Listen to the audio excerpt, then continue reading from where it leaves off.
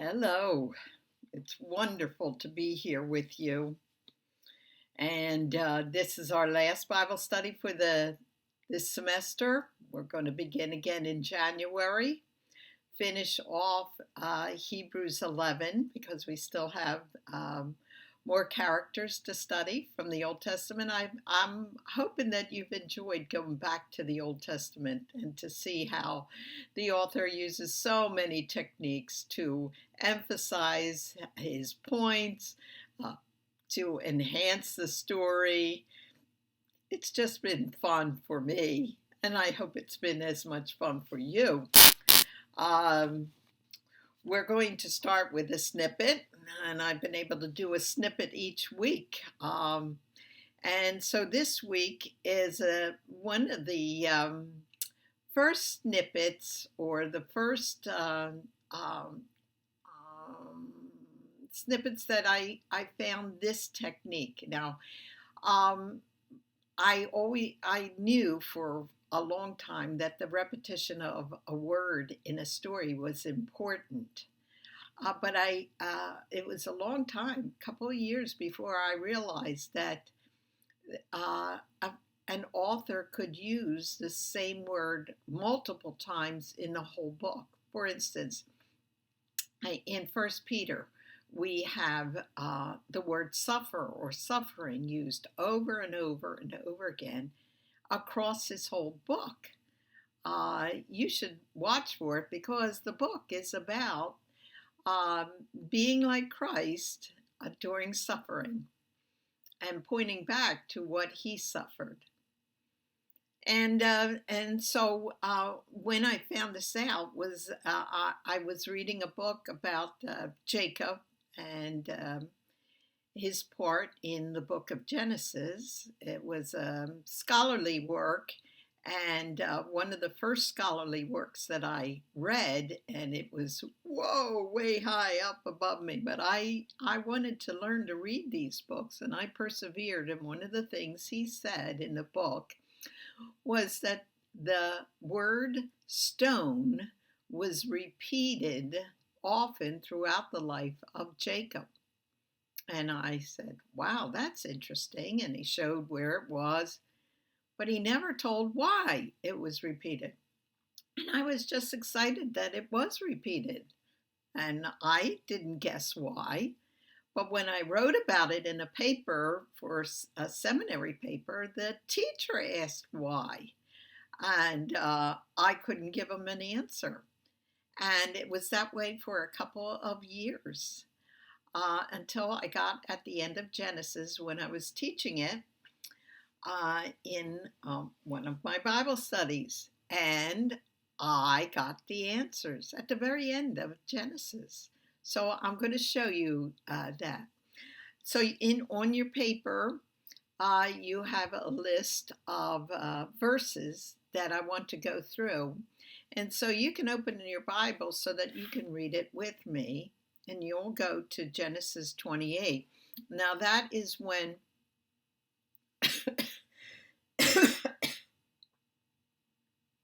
Jacob is leaving his home and going to Haran because he's running away from his brother Esau.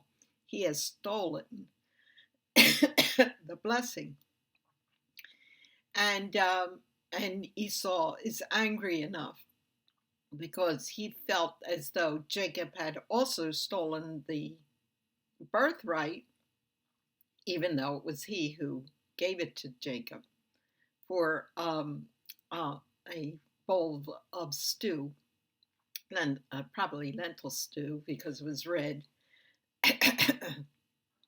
And he is now in a murderous, Esau's now in a murderous rage. And Jacob and Esau's mother and father fear for Jacob's life. So they send him up to Haran. Now you remember Abraham had left his family in Haran and had come to the promised land, and his family still was there. And you remember that the people of the seed line came from Terah. And so Abraham married a daughter of Terah, who was his half sister. Then he sent the servant up to Haran to get a wife for Isaac. And now Jacob is being sent to Haran in order to get a wife. And so Jacob leaves. And one night he comes to a place that he's going to name Bethel. And it starts in chapter 28. And Jacob came to a certain place and stayed there that night because the sun had set.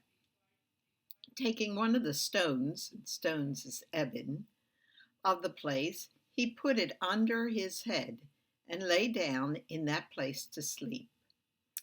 In verse 18, and when he went to sleep, he had a dream of the ladder, Jacob's ladder, with angels going up and down.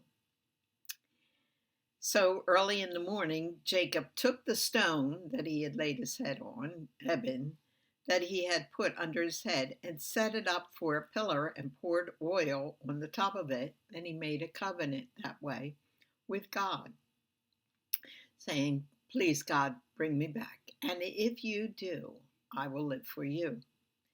In verse 22, it says this, "And this stone, eben, which I have set up for a pillar, shall be God's house." And that God's house in Hebrew is Bethel. "And of all that you give me, I will give you a full tenth to you." Okay, so he gets up to Haran after making this covenant with God. He wants to come back again, but he gets up to Haran, and this is in chapter 29. "As he looked, he saw a well in the field, and behold, 3 flocks of sheep lying beside it, for out of that well the flocks were watered. The stone, eben, on the well's mouth was large."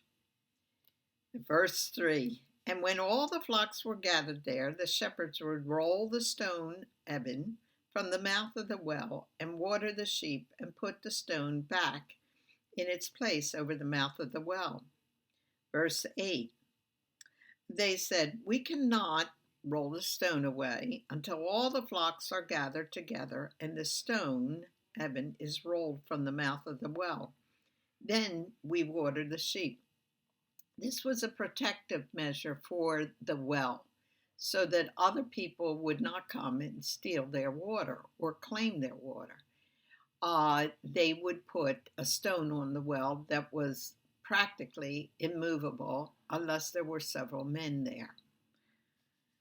In chapter 29, verse 10 says this, "Now as soon as Jacob saw Rachel, the daughter of Laban, his mother's brother," now watch how often it says Laban, his mother's brother, "and the sheep of Laban, his mother's brother, Jacob came near and rolled the stone, eben, from the well's mouth, and watered the flock of Laban, his mother's brother." He is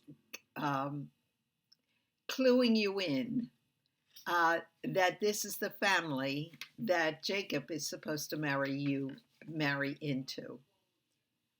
Okay, so after 20 years, 7 for his first marriage, 7 more for the second marriage, Rachel, and he was supposed to do 7 more years of working for his father-in-law for the sheep that that would be his.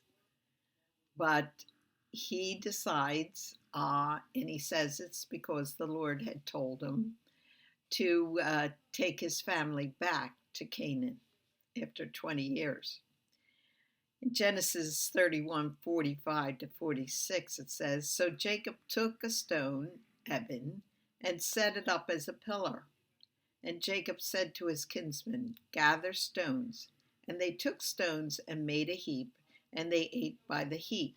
Now, his father-in-law is very angry at him, and he comes down to probably kill Jacob and take back his children and grandchildren, or harm Jacob in some way. But God stops him, and so Laban does not hurt Jacob. So when he comes, so they make a covenant with these rocks and put one on top of to make a heap, and each goes to his own God to make his promise to the other. So Jacob goes to Yahweh, and his father-in-law Laban goes to his God. It's not the same God. And they make promises. And then Jacob goes on and comes to Bethel again. Finally gets to Bethel, and it says this, and Jacob set up a pillar, just like he did before, in the place where he had spoken with God, a pillar of stone, ebon. He poured out a drink offering on it and poured oil on it. Now, no matter where he was, inside the land, outside the land, and then back inside the land again, there were stones present, and the author brings those stones into the story.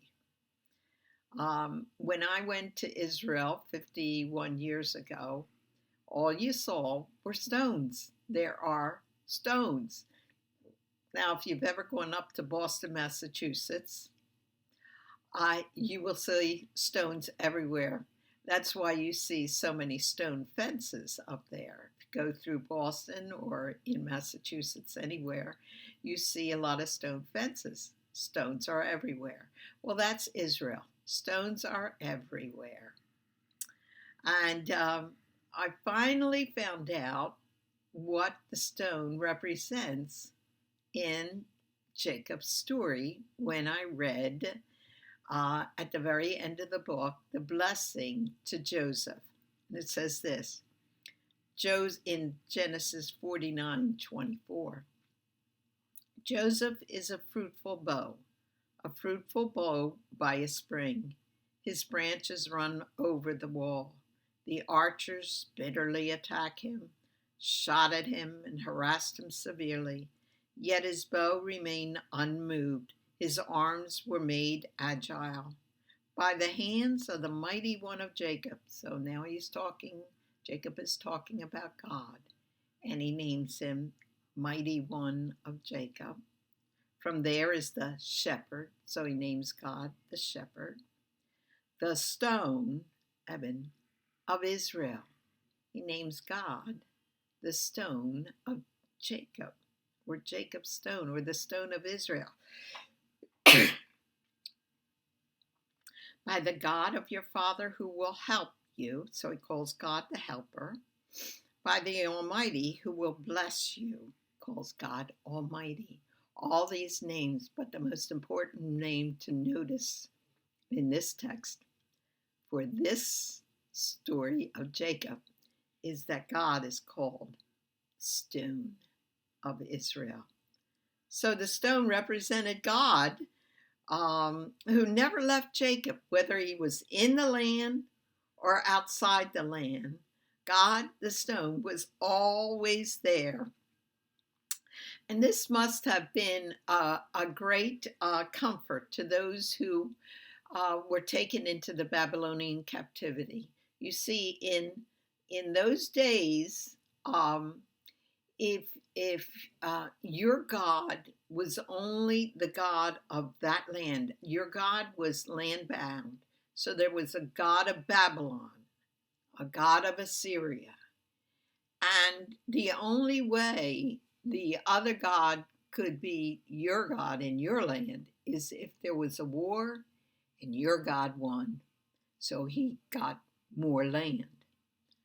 But was God, Yahweh, who was the God of Abraham, Isaac, and Jacob, The God of the universe, or the God just of Canaan? Well, this story tells us that no matter where Jacob went, God was there. And when the children of Israel went into the land of captivity of Babylon, God was there too. And it's comfort to us too, because no matter what the circumstances, God has said to us that he will not leave us nor forsake us. Isn't that beautiful? I remember the first time I taught this, I said, if you want to remember this story and what it represents, the fact that God never leaves us, he's the God of the universe who's always there. Why don't you go outside and get a good-sized stone and put it on your bedside and let it remind you of the God who is there. Well, we have the next in Hebrews 11, the next story, and I want you to go to Hebrews 11 so that you can see it, because I don't think I sent you the paper where it was. So go to Hebrews 11, because it's not amongst my papers, so I must have forgotten. Okay. Way down in 11:23 it says this: by faith Moses, when he was born, was hidden for 3 months by his parents, because they saw that the child was beautiful, and they were not afraid of the king's edict. They did this by faith. So that's what we're going to talk about today, was the fact that women were the deliverers of Moses in his early life. So let's go to our play here. After striving and failing to keep the Israelites working so hard, they would not be able to procreate. Okay, so the king of Egypt is fearful of the multitude of numbers of Israelites. And because of that, he's going to try 3 times to get rid of the children of Israel. So the first time is by excessive work. He wants to work themselves so hard that they won't have the strength to procreate. And so it says this: so they made the people serve with rigor. Rigor stresses the harshness of their servitude and the Egyptian treatment. It was severe, and made their lives bitter with backbreaking service in mortar and brick. That means building projects. You know that the Egyptians had a thing about building projects. The pyramids and other buildings, they needed slave labor and backbreaking labor to build what they wanted to build. And they used the Hebrew people to do so. So it says, and they made their lives bitter with backbreaking service in mortar and brick, and every kind of service in the field. In other words, farming to produce food. Now, a king throughout the ages would tax the people, and the tax would be food, so that the king could feed his household. He was responsible for feeding the army, for his government officials, for his servants in his house. And so the people would give from their food, from their farming, the people would give to the king. This went on throughout the ages, but particularly then, it seems that the Pharaoh made the Hebrew people, the Israelites, do the work of farming for him.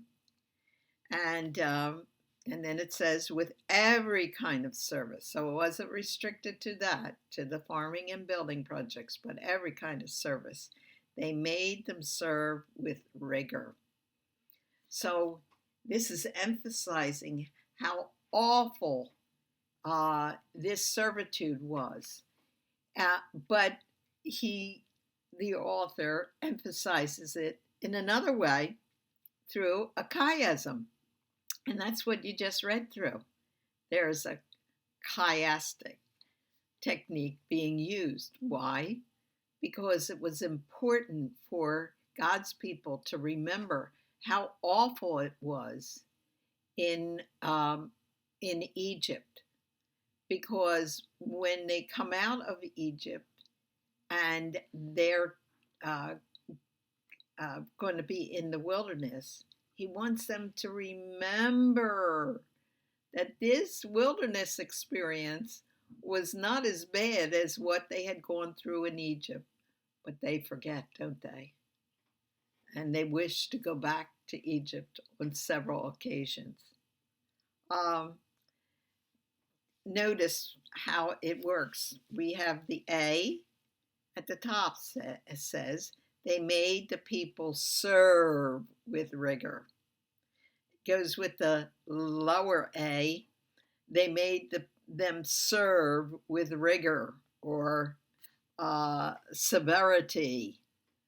And then your B and your B, every kind of service, back-breaking service in the first, and every kind of service in the second B, and then C, every kind of service in the field. You have 3 times mentioned service, but really it's 5 times because it's in the first line, the second line, the third line, the fourth line, the fifth line. Serve. Now, serve is also a repeated term throughout the book throughout Exodus, Leviticus, Numbers, and Deuteronomy. It's used over and over again. But in Exodus, it's used 97 times. And a few times for what they went through with under the Pharaoh. But in the rest of Exodus, it has to do with serving the Lord. And his service was so much easier than the service to Egypt, to Pharaoh. So they had a choice whether to serve Pharaoh or to serve Yahweh. So the first time the king wants to get rid of the Israelites, he uses a hindrance to their procreation. And that hindrance is he works them to death. Okay, there's another one. The next one, he wants the midwives to destroy the boys when they're born. So let's listen to that. The king of Egypt spoke to the Hebrew midwives, one of whom was named Shiphrah and the other Puah.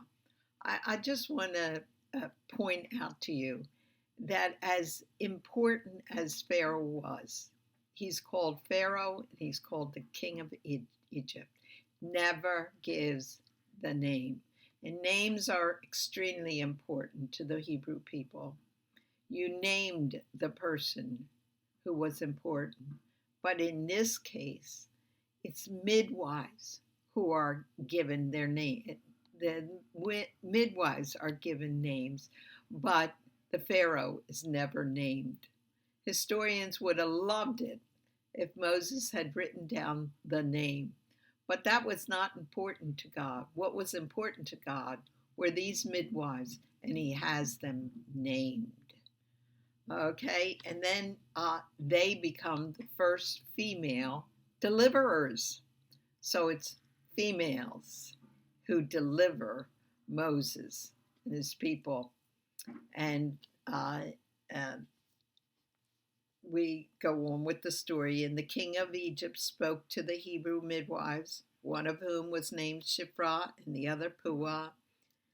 And the king says, when you serve as wife to the Hebrew women and see them on the birth stool, if it is a son, you shall kill him.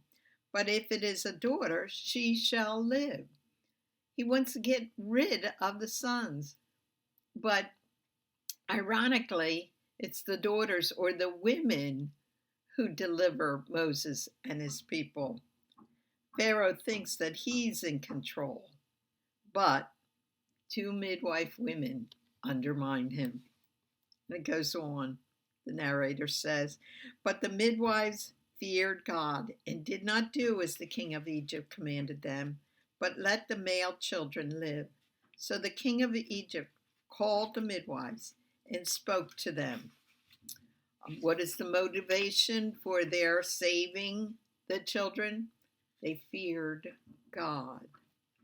I remember many, many years ago, might have been 30 years ago or so, Ted Turner had a documentary about life behind the Iron Curtain, the life of Christians behind the Iron Curtain.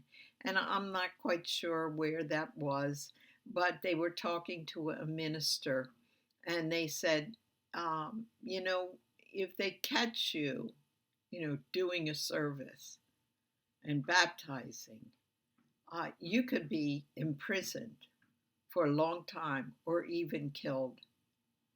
Aren't you afraid? And the minister paused for a second and said, I fear God. So that was a good answer, and it was. He didn't fear the authorities. He feared God, and he kept on doing what God wanted him to do. If we fear God, we will do what he wants us to do, no matter what the circumstances. Even if it means we're in prison, even if it means we're killed, even if it means we lose a mate or our family turns against us or our friends turn against us. We fear God, not mankind. And the king said to them, because let me go back again. But the midwives feared God and did not do as the king of Egypt commanded them, but let the male children live. So the king of Egypt called the midwives and spoke to them. Why have you done this and let the male children live? And the midwives replied, because the Hebrew women, and this is such an inane answer. It's not a good answer at all. Anybody could see through this, but the king does not. But here it is. Because the Hebrew women are not like the Egyptian women, for they are lively or full of life and give birth before the midwife comes to them. The narrator says, so God dealt, well, it says well here, but the Hebrew word is tav, which means good. It's translated good, with the midwives. And the people multiplied and grew very numerous. Now, watch this. God dealt good with the midwives. Why? Because they feared God. And I want you to go to Deuteronomy, please, to chapter 6. Deuteronomy chapter 6, verse 24, because this will explain exactly what is happening here. Deuteronomy 6:24. Listen carefully. And it says this, and the Lord commanded us to do all these statutes, to fear the Lord our God for our good always. What does the fear of the Lord bring about? Our good. And that's exactly what happened here. God dealt good with the midwives. Why? Because they feared the Lord. The fear of the Lord brings about our good. And the people multiplied and grew numerous. A constant repetition of the promise of seed, of multiplication. And because the midwives feared God, he gave them families. And in their days, lots of children were important. Today, people are choosing not to have children or a few children, or they limit the number of children. And in the time of the Hebrews, having children was a blessing because children helped you on the farm. Children helped you with the sheep and cattle. Children took care of you when you were old. So it was important. It was a blessing to have children. And these midwives, the good God gave to them was family. Then Pharaoh commanded all his people, watch this, every son that is born to the Hebrews you shall cast into the Nile, but you shall let every daughter live. First, Pharaoh tried to work them to death so they wouldn't have any energy to procreate. Second, he tried to kill the boys through the midwives. Now, third, he wants the boys to drown. And the narrator goes on because now we're going to find out the second set of women who are deliverers. Now a man from the house of Levi went and took as his wife a Levite woman. The woman conceived and bore a son, and when she saw that he was good, now I want you to notice the pronoun she, because it's repeated over and over again. She saw that he was good. Okay, remember that word, good.